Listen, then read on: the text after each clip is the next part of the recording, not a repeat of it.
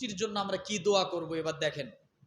আল্লাহুম্মা আগিসনা, দোয়াটা মুখস্থ করেন।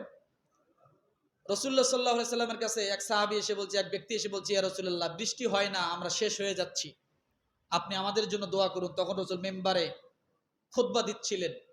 যখন ওই ব্যক্তি রাসূলের সামন বরাবর দাঁড়িয়ে এই কথা বললেন, রাসূল খুতবা অফ করে রাসূল এই দোয়া করলেন, আল্লাহুম্মা আগিসনা, আল্লাহুম্মা আগিসনা, আল্লাহুম্মা আগিসনা।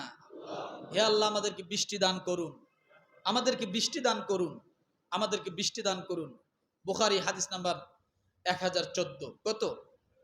1014। আবু দাউদ হাদিস নাম্বার 1169।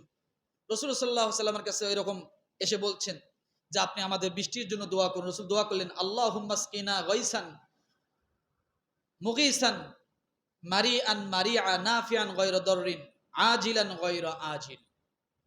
এই দোয়াগুলো করছেন, হে আল্লাহ, আমাদেরকে বিলম্ব নয় বরং এক্ষুনি তাড়াতাড়ি আপনি বৃষ্টির ব্যবস্থা করুন এবং কল্যাণময় তৃপ্তিদায়ক বৃষ্টি আমাদেরকে দান করুন। এই দোয়াগুলো আমরা করতে পারি না? কি বলেন, পারি?